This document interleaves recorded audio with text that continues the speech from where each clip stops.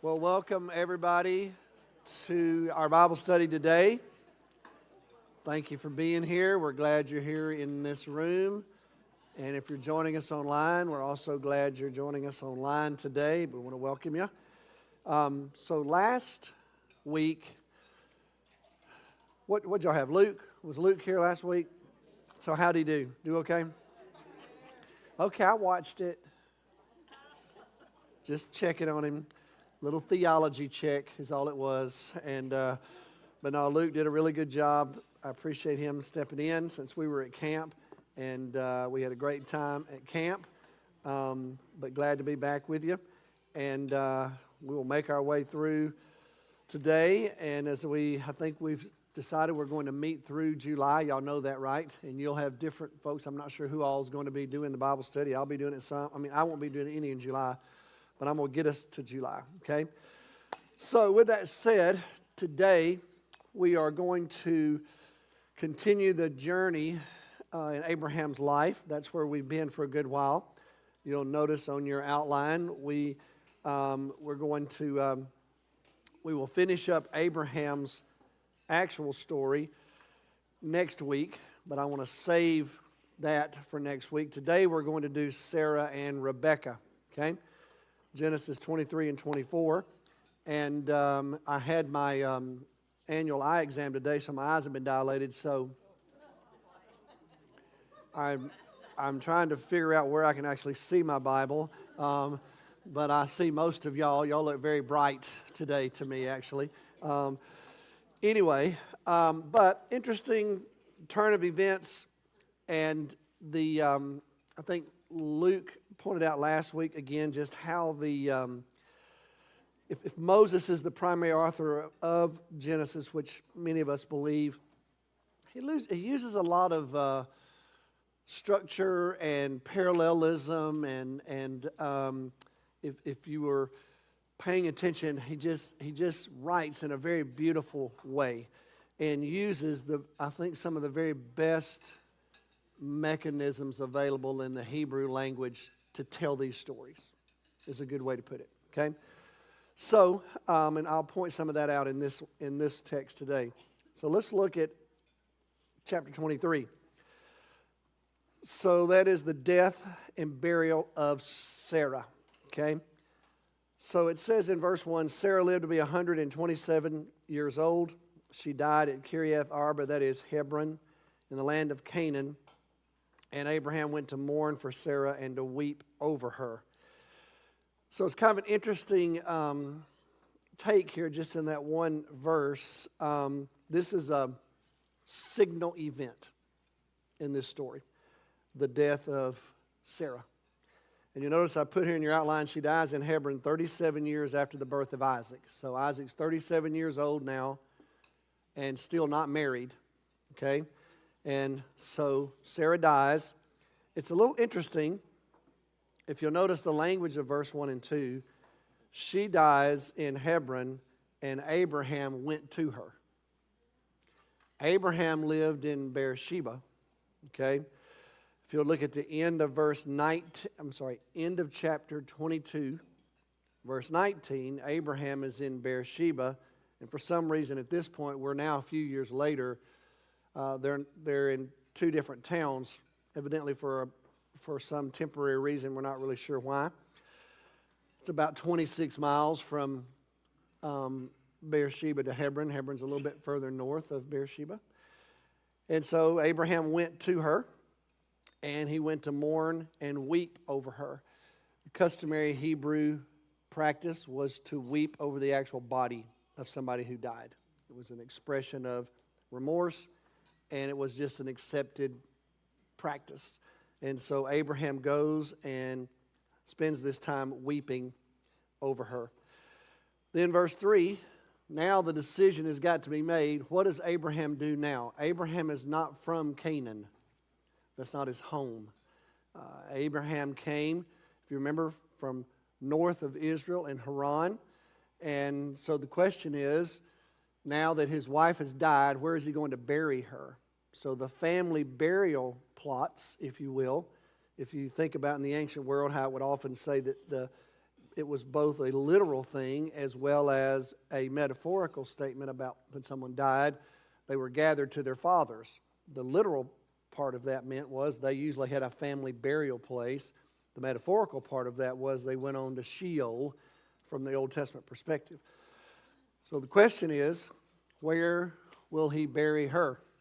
Will he return her body to the land of his family, which is north of Israel, outside of Canaan? So look at verse 3. So Abraham rose from beside his dead wife, and he spoke to the Hittites.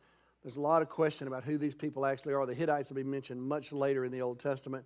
We actually think they're two different groups of people, but we're not really sure about that. But he says the Hittites lived in Canaan. And so he says, I'm a foreigner and a stranger among you. So Abraham has been living here all these years. Remember, he was 75 years old when he left, remember? And now he comes to the point to where they've been here a long time, and Abraham's a very wealthy man, and he has made his life here in Canaan, but he still sees himself as a foreigner. And that's still how he's viewed. And so he says, I'm not a citizen here, really. I'm a foreigner and a stranger. Sell me some property for a burial site here so I can bury my dead. So now Abraham is making a decision after his period of mourning ends that he's going to secure a burial place in Canaan for Sarah, not back with his family. So he is making a statement about the future of his descendants. Because basically what Abraham is saying is, from now on, my family will be buried here. So this is our home. We're not going back for life in Haran. We're going to continue to live here in Canaan. So here's the challenge in the ancient world. It was a pretty arid climate, and any land that was useful was very precious. And so many people were loath to sell anything. And so a lot of times negotiations were made, deals were struck between people, and exchanges of land were made. But the problem with that is sometimes whenever the principal parties died, the descendants of the people who owned the land originally would reclaim it, because they would say, our family didn't agree to this gift. Does that make sense? So Abraham is aware of that practice, and he understands that it's not good enough for somebody to just donate something to him, because it technically, legally, won't belong to him. And so that's not going to be good enough for Abraham, because he understands the way things work in that part of the world. So, and what's fascinating to me is if you think about the way Moses wrote this, I want you to notice how many times he says, listen to me, listen to us. That's the parallelism, okay? So the Hittites, verse 6 said, Sir, listen to us. You're a mighty prince among us. Bury your dead in the choicest of our tombs. None of you will refuse his tomb for burying your dead. Abraham rose and bowed down before the people of the land, the Hittites, and he said to them, if you're willing to let me bury my dead, then listen to me. There's that parallelism. And intercede with Ephron, the son of Zohar, on my behalf. So he'll sell me the cave of Machpelah. That's what he really wanted. He wanted that cave to become the burial place for his family. And it belongs to him. It's at the end of his field. Ask him to sell it to me for the full price as a burial site among you. Verse 10, Ephraim the Hittite was sitting among his people, and he replied to Abraham in the hearing of all the Hittites who had come to the gate of his city. No, my Lord, he said, listen to me. I'm going to give you the field, and I'm going to give you the cave that's in it, and I'll give it to you in the presence of my people. Bury your dead.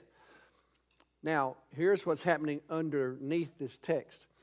There was also a practice in the ancient world. If you took possession of property of someone who was indebted to somebody else, then they would have the right to come and take that from you if you didn't purchase it.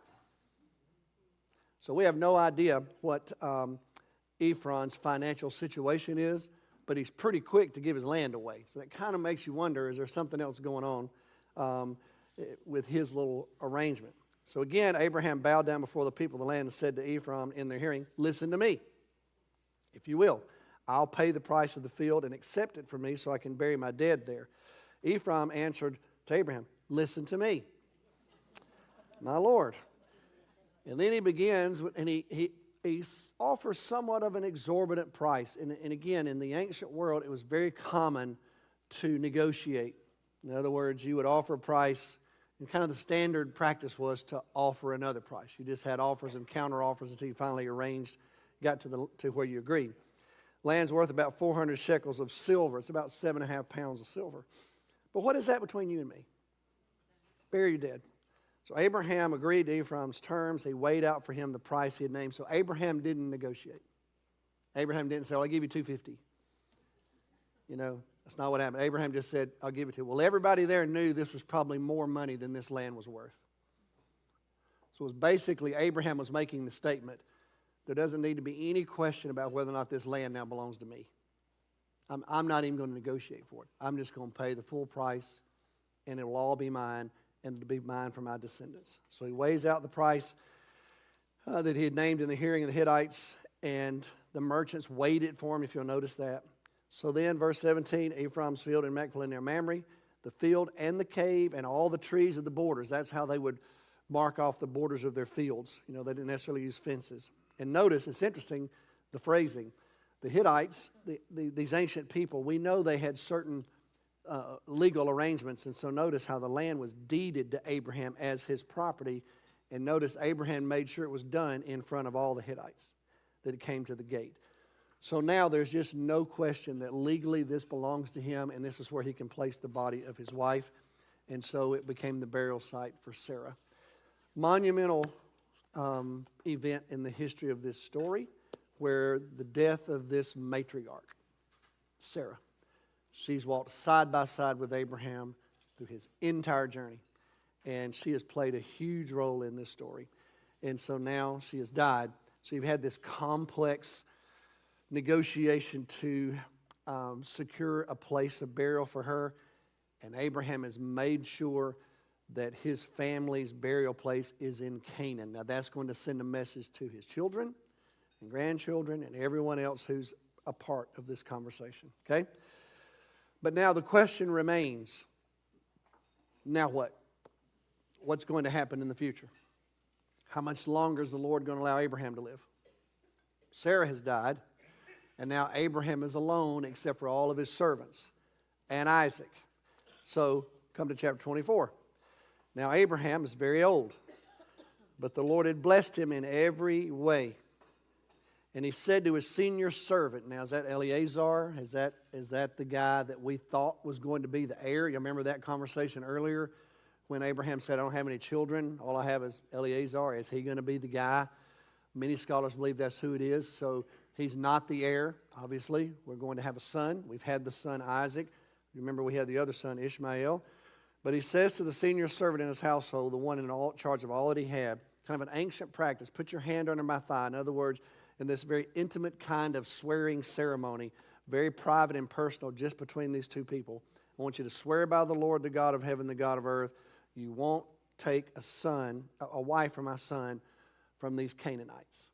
So even though Abraham made the decision, this is home, and I'm now going to bury my wife here, the future for us, though, I'm not going to allow my son to be married to one of the daughters of the Canaanites.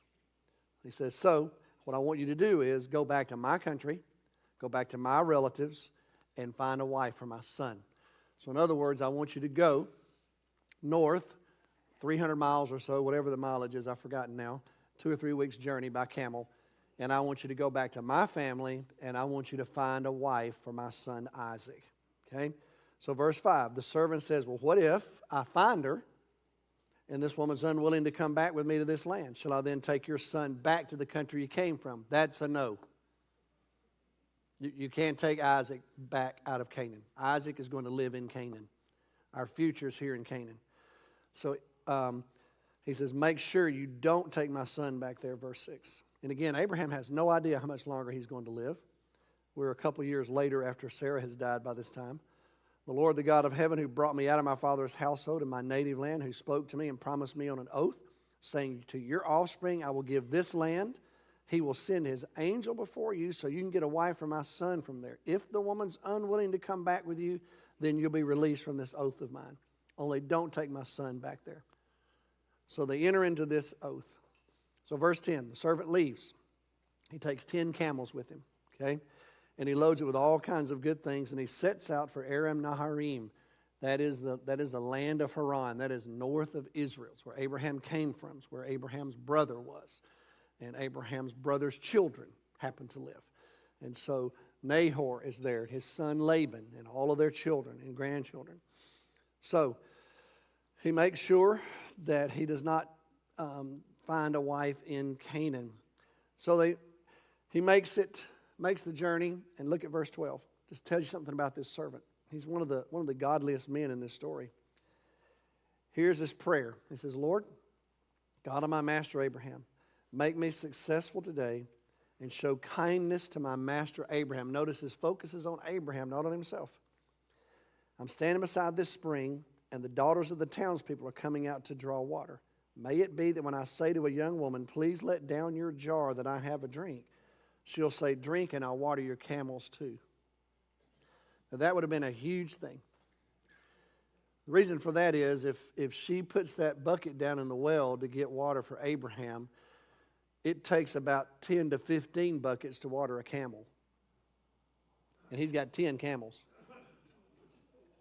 So here's his prayer. This is the kind of woman I want to secure for Isaac.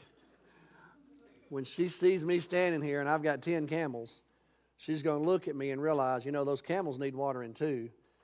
And so I'll get you your water, and I'll also water these 10 camels. And the servant says, Lord, if that happens, I'm going to know.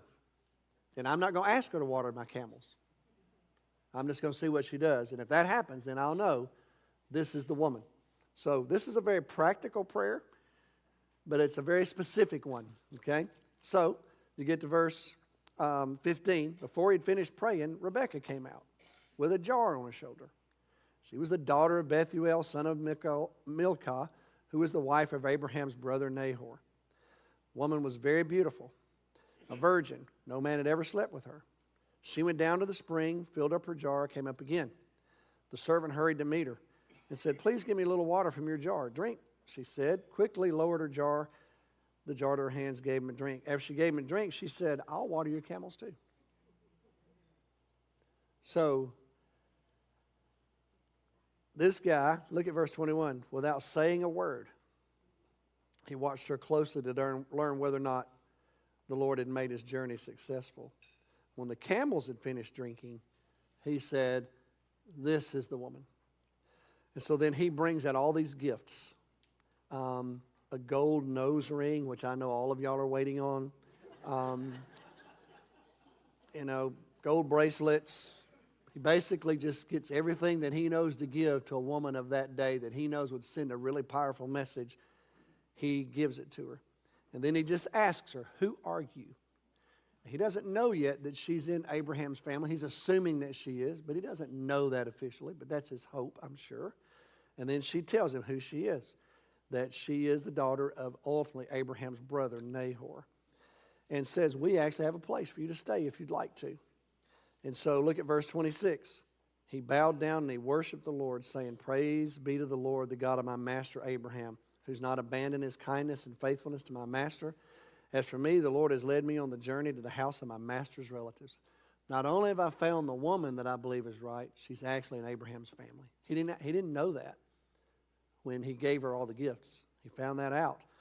And so now, this is a man of great faith. So, verse 28, the young woman runs out, tells her mother about these things. Rebekah had a brother named Laban. We'll meet Laban again. So he goes out to the man of the spring, and he sees all these gifts. And so he realizes this man is a man, he's at least representing a man of means if he's not a man of means himself. And so they have this long conversation about what's happened. So look at verse 34. He says, here's who I am. I'm Abraham's servant. The Lord has blessed my master abundantly. He's wealthy. He's given him sheep and cattle and silver and gold and male and female servants and camels and donkeys.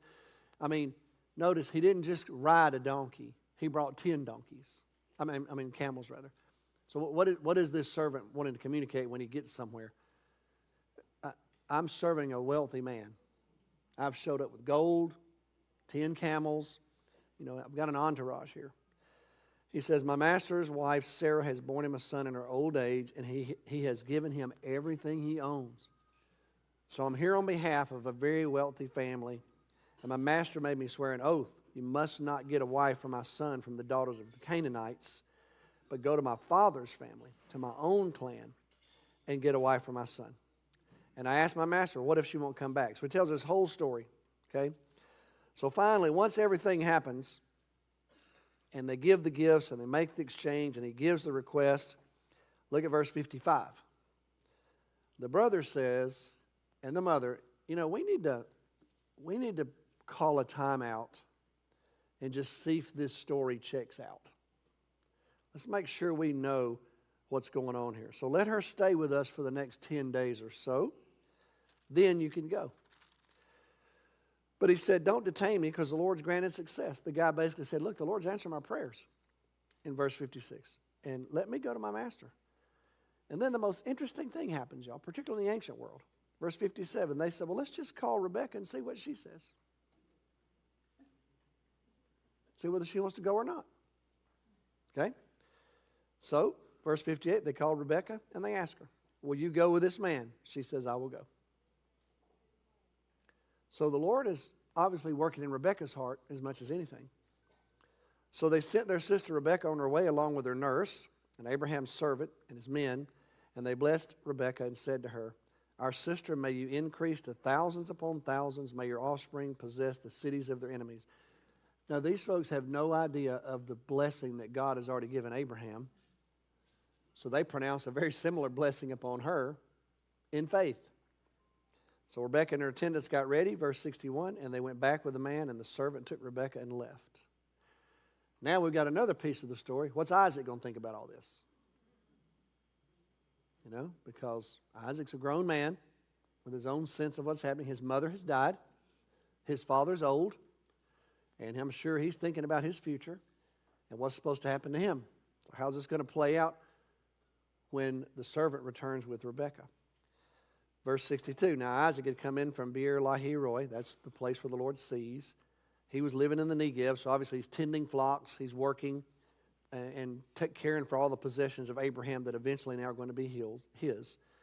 So he went out into the field one evening to meditate, and he looked up. He saw camels approaching. Now that tells you another word about Isaac. Isaac's a man of faith. He's worshiping God, seeking God's direction. He saw the camels approaching. Rebekah looked up and saw Isaac. She got down from her camel, and she asked the servant, who's that man coming to meet us? He's my master, the servant said. So then she knew. So she took a veil and covered herself. Well, then he knew. This was the one. So the servant told Isaac all he had done. Isaac brought her into the tent of his mother Sarah, and he married Rebekah. And notice right off the bat, he became her wife, and he loved her. And he was comforted after his mother's death. When you read this story, you don't get a whole lot of information about Isaac. I mean, for the guy being the son of promise, he's almost an interim between Abraham and Jacob. Y'all ever notice that? I mean, this is the guy we've been waiting on forever. When is he going to get here? When they're going to have this boy? My goodness. And then you get him, and then God wants you to sacrifice him. And then you think, okay, this story is culminating with Isaac. We're going to know a lot about Isaac, and we really know very little about Isaac. The Bible doesn't say much about him, but we know enough about him. And I love how this story portrays him. So, here's the deal. Abraham has been blessed. If you go back to verse 1 of chapter 24, Abraham's a wealthy man. He's got plenty to lean on. He's got his heritage with God, and he's got all the possessions that you could possibly want. However, his future is still uncertain. And that's interesting to me. I would just tell y'all, in general, the journey of faith is often filled with uncertainty. That's just how it is. Sometimes when we look at our lives, we look at our futures can be really cloudy and can be fascinating. And so Abraham is still looking to the future, wondering what's going to happen. So when we find ourselves in those places, what I would tell you is you're in good company. All of God's people have been there, and that's where we find ourselves often. And then this whole journey that Isaac's wife can't be a Canaanite, the servant is a godly person, Rebekah is responding in obedience after all the negotiation is done. And I love how Isaac and Rebekah respond to this together as a couple. Rebekah senses, once she hears all of this must be God. I mean, in other words, why else this servant makes this prayer? What caused Rebekah to say, let me water your camels too? I mean, that was a very specific request from this guy. And she did it. She had this sense, this must be of God. And Isaac trusts his dad as well as God. And so Isaac, when he sees all this, he agrees. The prayers have been answered, and he agrees to marry Rebekah. And now their story is going to become a part of this incredible story. So, with that said, let's talk about a couple things just to think about as we sum it up. One thing I would say is the example of Sarah. I love Sarah. Sarah's one of my favorite people in this story. She's just so honest. You know, I mean, they tell her she's going to have a baby, and she starts laughing. You know, I mean, I love that. There's something down to earth about Sarah. I mean, now I get it. Sometimes Sarah decided to take things in her own hands. She did that. You ever done that? I mean, sure, granted, she gave Hagar to Abraham. And then when she did it, she regretted it. Have you ever done that? Have you ever done something, the minute you did it, you regretted you did it? Well, she did. It just so happens all your regrets and mistakes aren't in the Bible. Hers happened to be in the Bible. Okay? So let's give her a little space here. She's trying to figure this out. But I love how faithful she is. I love how she remains true. I love how protective all of a sudden once she has Isaac. Buddy, I realize Ishmael's Abraham's son, but Ishmael's not her son. And she sees Isaac as the son of promise, and she tells Abraham, you got to get rid of him because he's a threat to this boy. And this boy is the son of promise. I mean, she's a protective mother. Any of y'all identify with that? Any of you protective mamas out there? I mean, Sarah's just a very real person. I love that about her. But she's a woman of faith. You know, she was a very deep and strong person. My goodness. And I don't know, how all this played out with her and Abraham. You know, you look at the very end of their life, there's a lot of things happening. Who knows, Abraham may have been working and out in the fields or whatever, and he's away from Sarah when she dies. But I want you to notice, as soon as Abraham finds out Sarah has died, he runs to her side. And then not only that, he's going to make sure that she has the right kind of burial in the right kind of place and in the right place. And he secures that. It says a lot about his relationship with her. I would tell you, secondly, in the journey of faith, there are always going to be obstacles. I wish there weren't. I wish the path was always smooth and you could just get, and I wish it was smooth and downhill, don't y'all? It'd just be so much easier. But so much of our journey is uphill and rocky and jagged and twisting and turning, and things happen. And I don't know if y'all have ever driven, Cindy and I, when it comes to vacation, when I think vacation, I'm all beach. That's all I am. Vacation to me is Florida, Destin, white sand, gentle ocean, that you can see in, because I don't like to re-enter the food chain, so I like to be able to see what I'm doing. Cindy loves that, but Cindy likes the mountains in Colorado. I mean, I've seen them. I'm good. I mean, I'm scared of heights, so it's just not my thing. And if you've ever driven through Colorado, the people that built the roads in Colorado, they're just not very wise people. And so you see these signs all the time: watch for falling rocks, don't you? So why are we doing it? That's always my question. We'll be driving, you'll see that sign, I'll think, so why are we doing it? Yeah, there are no falling rocks on the beach. You don't have to worry about it.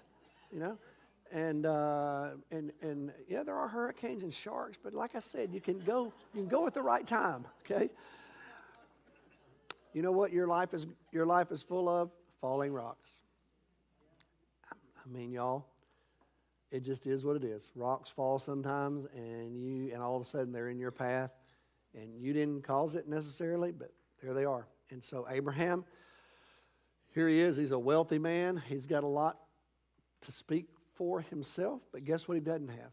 He doesn't still have a family yet. He has Isaac, but Isaac's not married, and he knows a part of his responsibility. Now, why hadn't he already done this? I'm not sure. Maybe he's waiting on Isaac to mature and waiting on things to happen. Who knows? But the point is, there's still some obstacles here.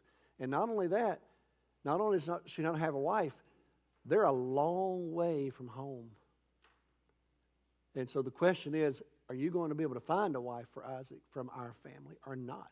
Because there's no guarantee that someone is going to be willing to make the same journey Abraham made. Because that's really what you're asking for Rebekah, right? You're asking Rebekah to make the same journey Abraham made without hearing directly from God like Abraham did. That's kind of what's about to happen. But, so the future is still uncertain. There are obstacles there.